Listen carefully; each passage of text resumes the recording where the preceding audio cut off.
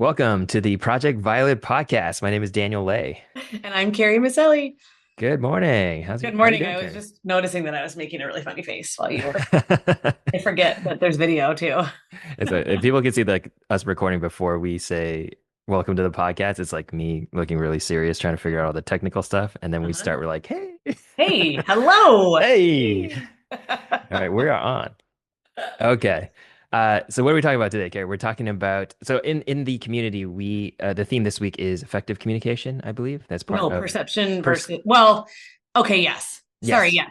You're right. Yes. Yes. And as we were talking about that specific topic, we wanted Yes. to bring to the podcast this idea of perception versus reality. That's right.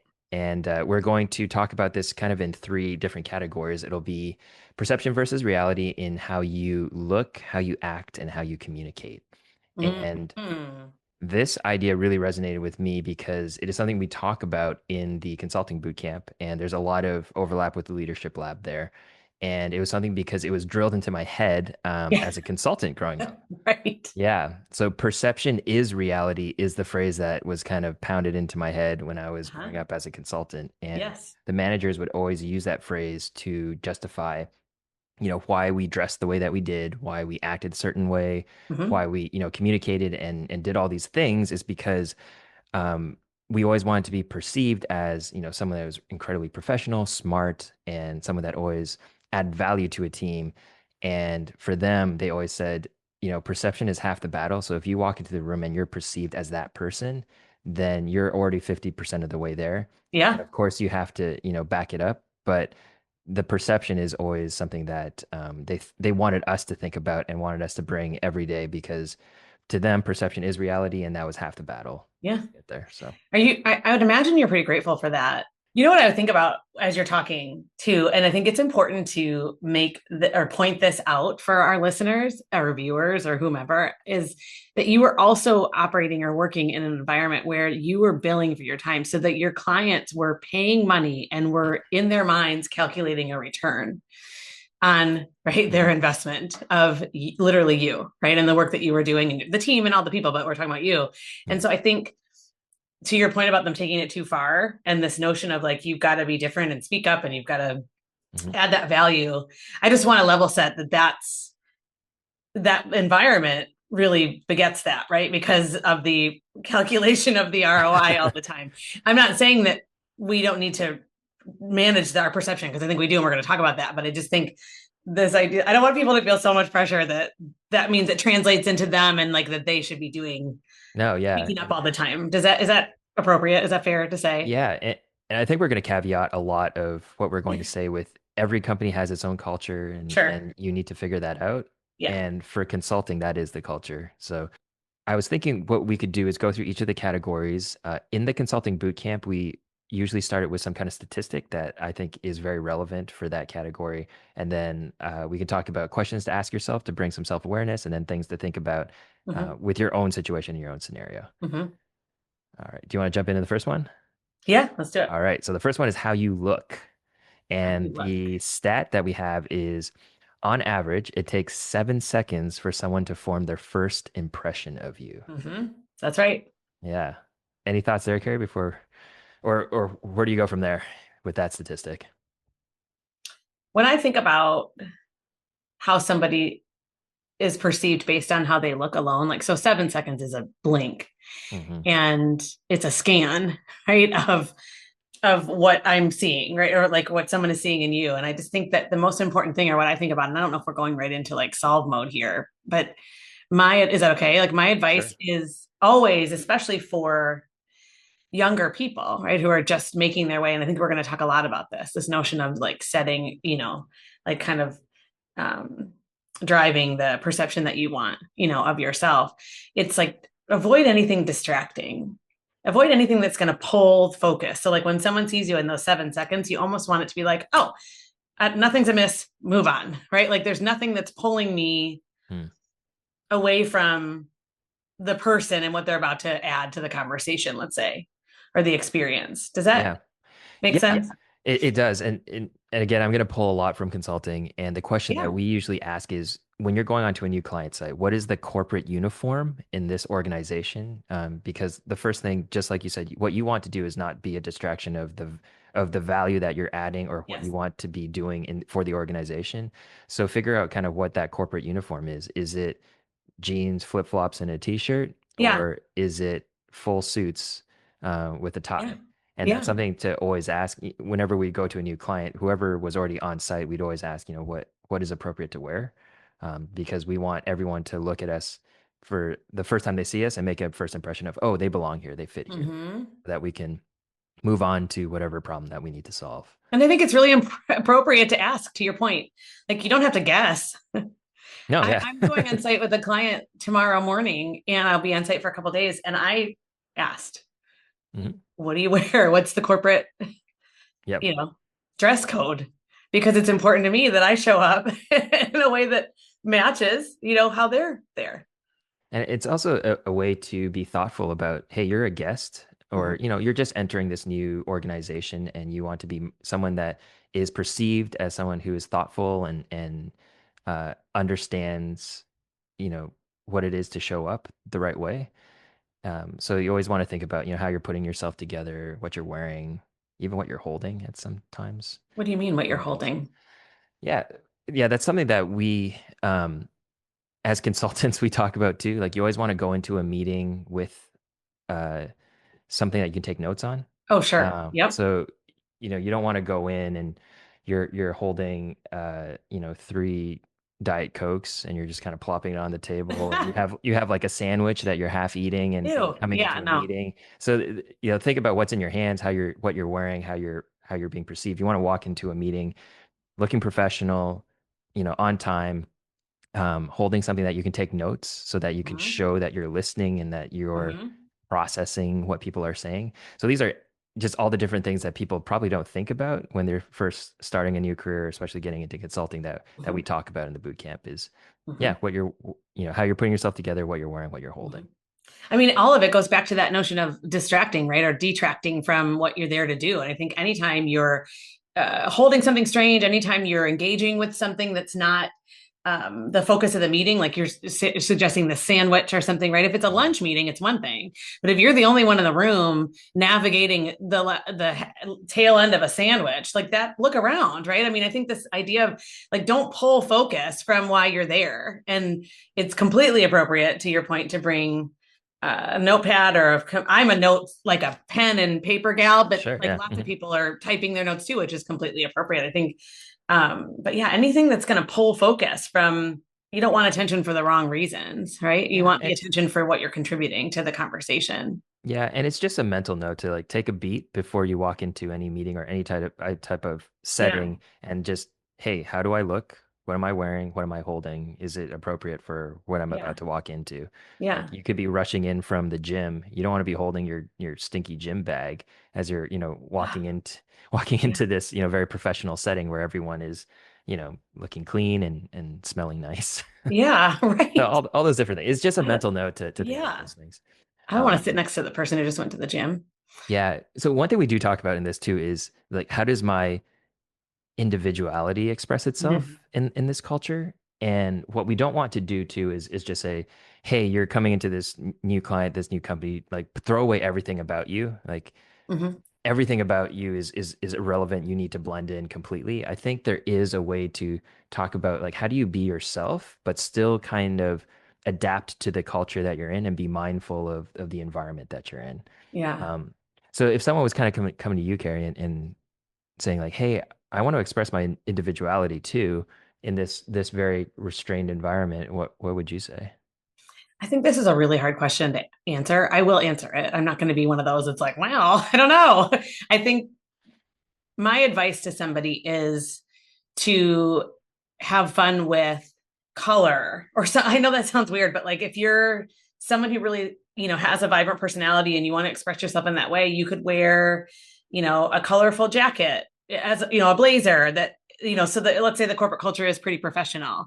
You can still express yourself in a way that is colorful and vibrant and still fits, like your clothes are, tailored and they fit appropriately and they're not too short or too tight or whatever. You could still be that fun person that you are. Maybe your bag, your backpack or something is a little bit more fun Mhm. and engaging. I don't know. Like this is a tricky one because I think, I used to coach and lead salespeople, people right out of college who were in account executive roles.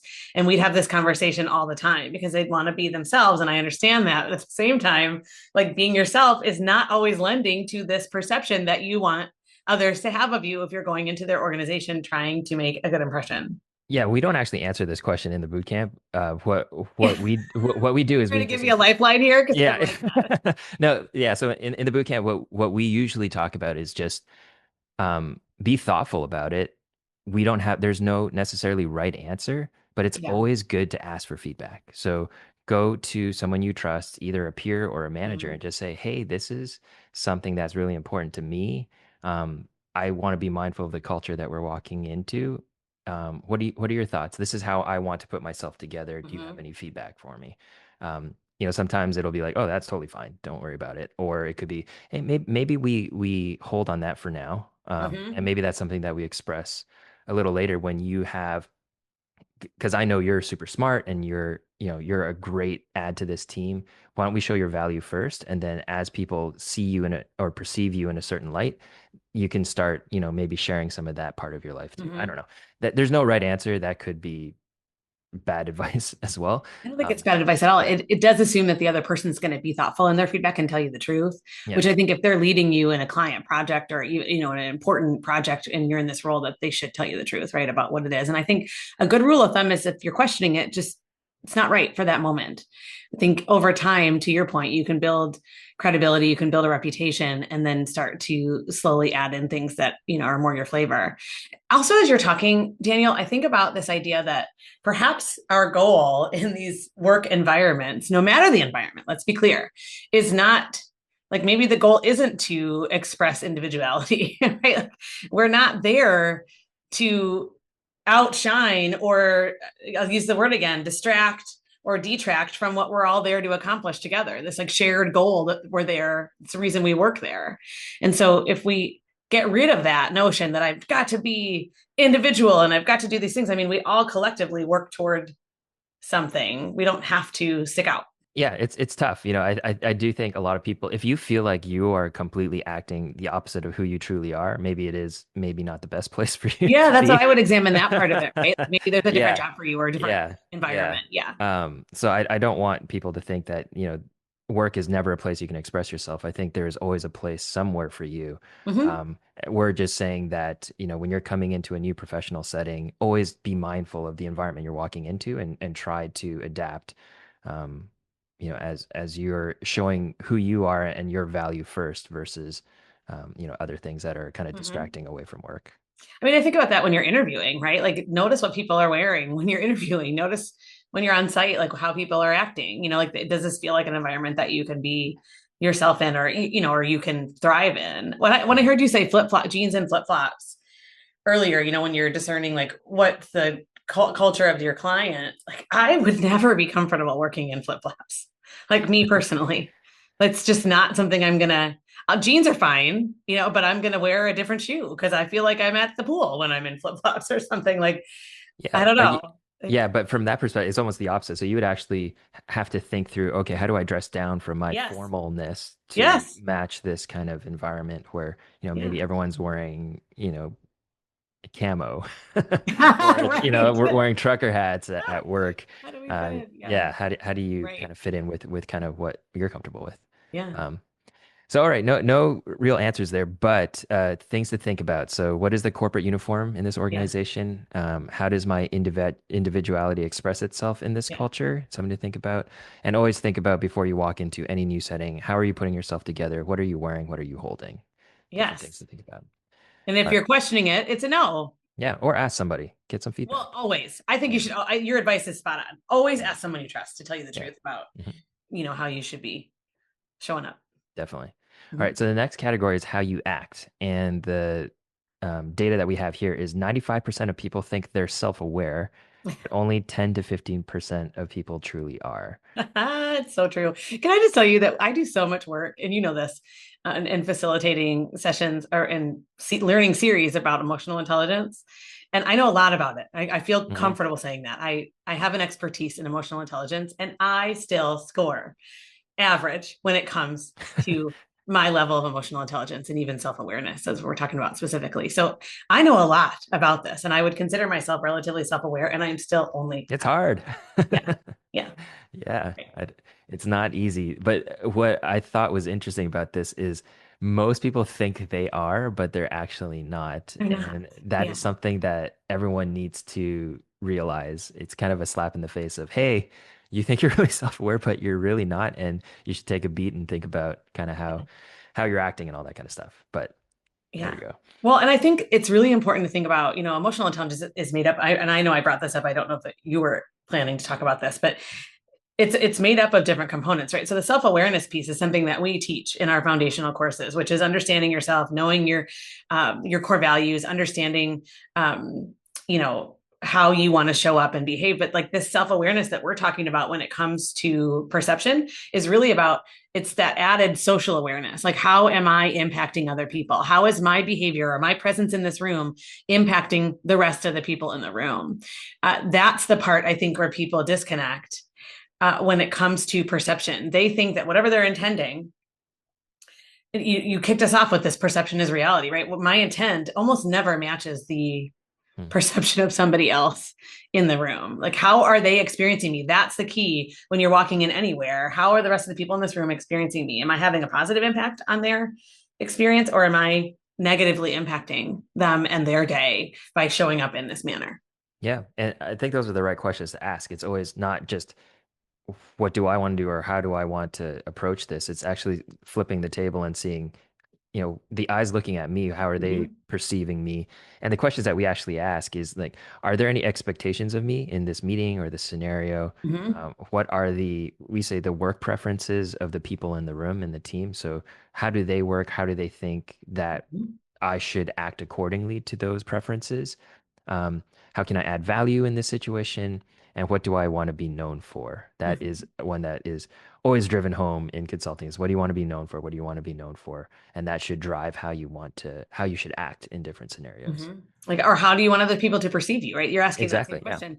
And Hmm. I think that's where you can really get to the meat of, and I would offer a couple other follow-up questions to that. Like, what do you want to be known for? And then what behavior supports Yeah. that notion, like this idea or this perception of you? And then what behavior, this is the one that a lot of people often miss or don't think about enough, I think, in my experience, which is what behaviors could undermine that perception, Mm. right? So you're thinking about, I want to be perceived or I want to be known for being a great listener and for, well, I'll just say that for being a great listener in the meeting. Hmm. And then if I'm constantly interrupting people, and I might be sitting there listening, but then I'm interrupting and I'm interjecting in places that just feel awkward.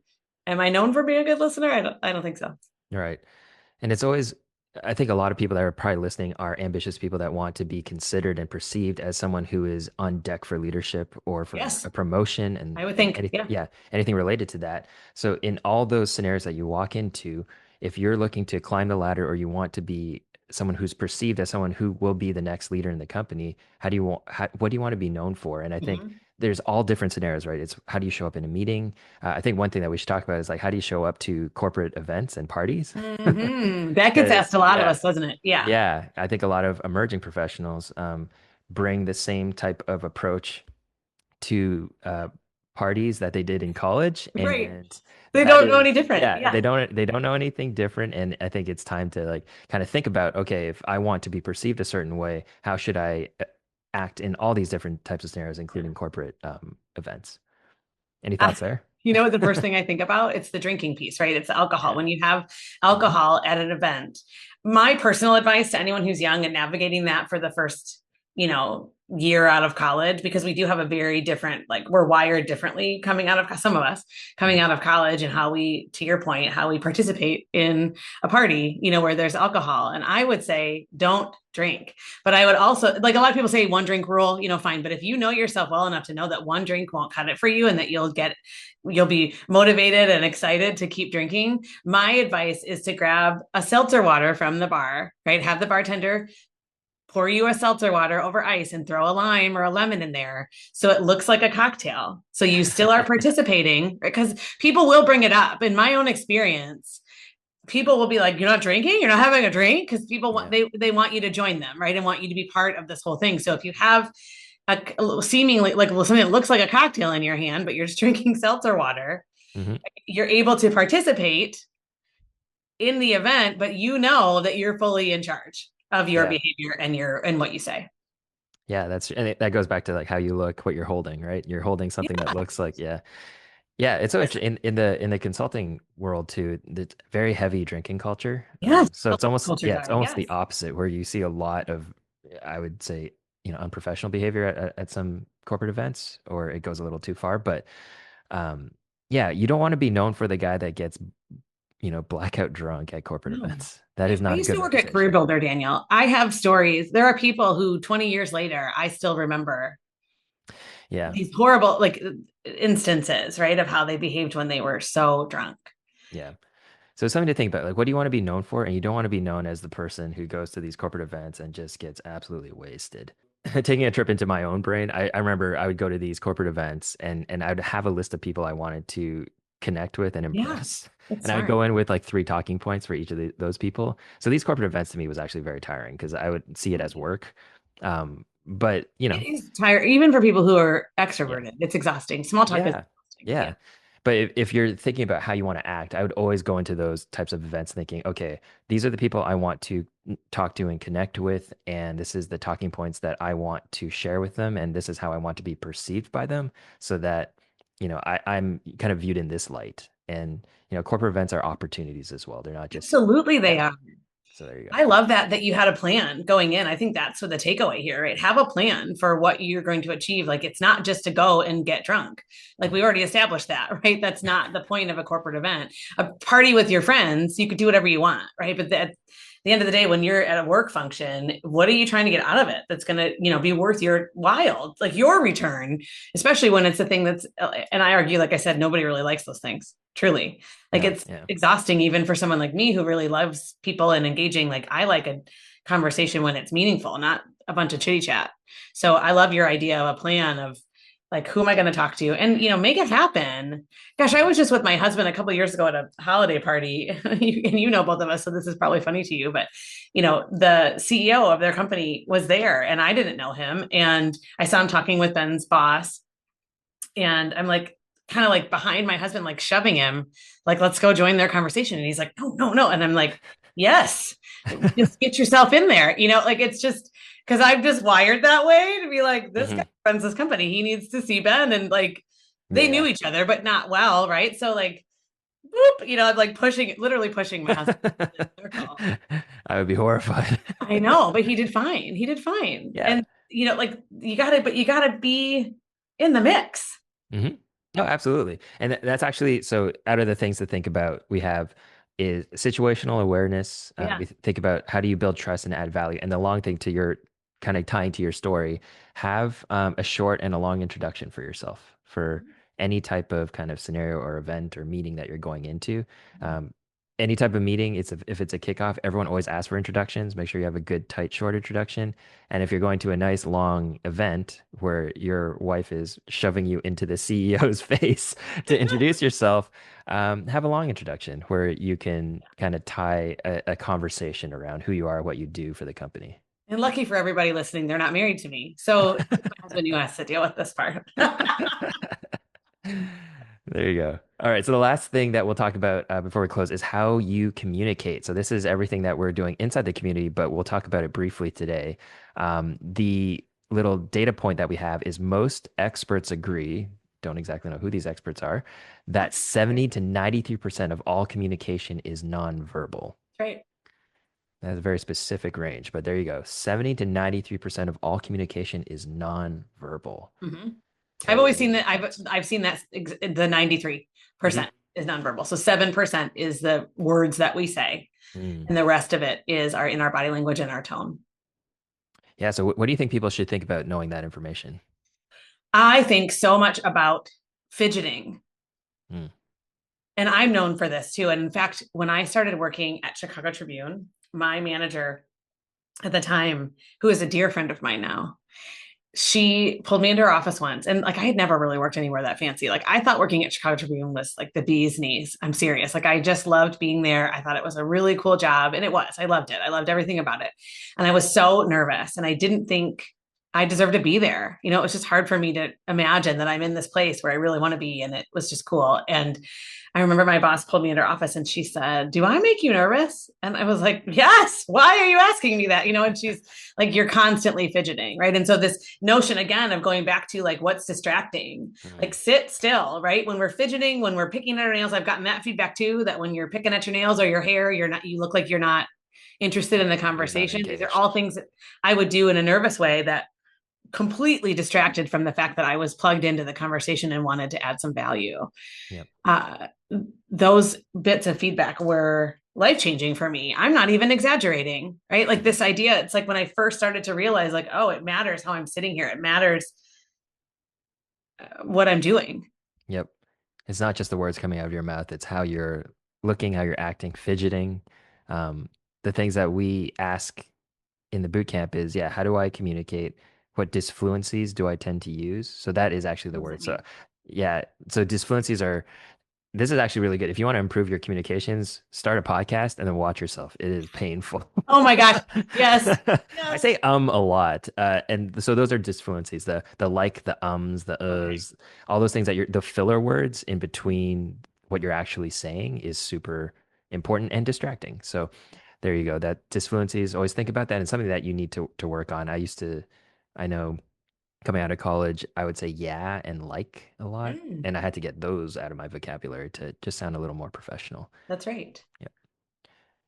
Well, and I Yeah. think it's worth noting tone too, because I mean, we've Oh. all been in a situation where, and this isn't a work related example, but it's like when when you're aggravated and someone asks if you're okay and you're like, "I'm fine." Like, what do I believe? Do I believe the word that I'm fine? Like that the person's fine? No, I believe the tone, which is Yeah. I'm mad at you or whatever, or I'm not fine. So 100%. the tone is going to speak the words again. This just, if people are still in disbelief that 7% of communication is words, think about that exact example. When someone tells you they're fine, 100%. It says a lot more in the tone than in the actual words. right? Right. So there It we go. matters. So how we communicate, there's going to be a lot more in the community. So if you're listening to this and you're part of the leadership lab, we will have a knowledge article coming out tomorrow that is going to talk about more of the nuts and bolts of how you should communicate informal, verbal, nonverbal, some email etiquette. So there's going to be a lot more about the communication part. And of course, check out the leading self module that we're in the middle of that talked about all about effective communication. That's right. Yeah. All right. Well, that's all for today. Looking forward to talking about this a lot more, communicating That's right. about this more in the community with Communicate everybody. more. All right. Thanks for listening, everyone. We'll see you on the All right. next one. Bye. Bye.